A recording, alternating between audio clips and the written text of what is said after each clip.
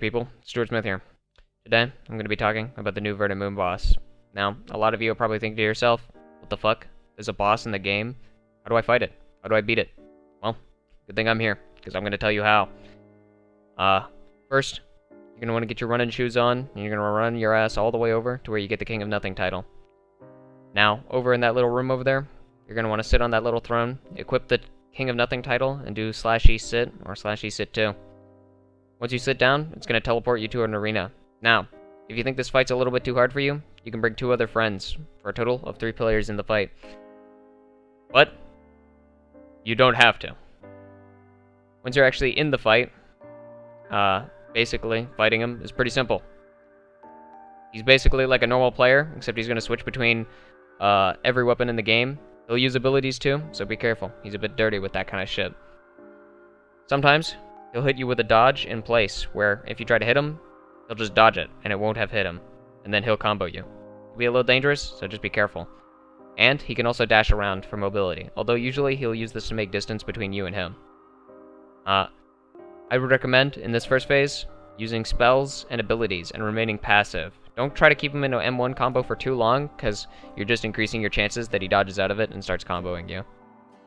Then, once you've done enough damage to him, he's going to fall over like some sort of crippled, arthritic man.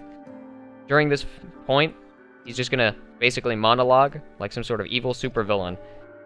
If you're running Vampire Gem, or if you're a Virtue user, you can take this time to heal, either by beating him to death with Vampire Gem, or just sitting there and healing directly in front of him as Virtue. Now, once he's done talking about, his mom and how she's doing, the next phase will actually begin. In this phase, he's basically just going to float up on the ceiling, and he's going to spawn a bunch of rocks, which are the rock variant of twigs. Basically, you just want to beat the shit out of these rocks until you start glowing blue. You'll also have probably noticed that it has spawned a crystal. Once you start glowing blue, you want to break that crystal, because if you don't, it will explode and kill you. You'll be able to tell how soon the crystal will explode based on the pulsing sound. Other than that, pretty easy phase. You might get overwhelmed by rocks, so be careful. Don't put yourself in a corner and don't get fucked.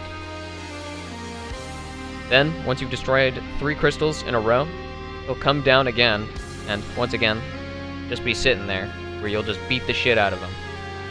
Then, he'll teleport back up, and you'll probably have to repeat this 2 more times for a total of 3 times.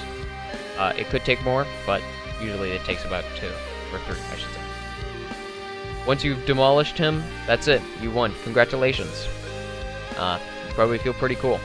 This quest is repeatable, so you can do it again, but you will have to swap a server. And you can basically do it as much as you want. If there's a cooldown for it, it's very low, so feel free to go crazy.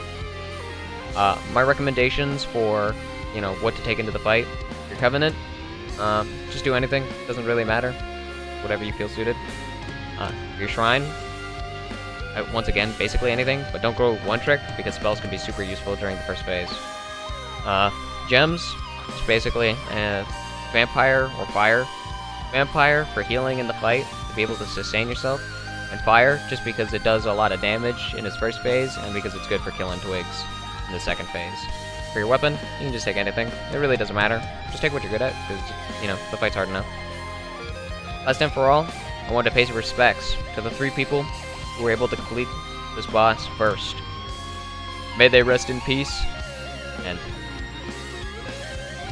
may God have mercy on their souls. That's all.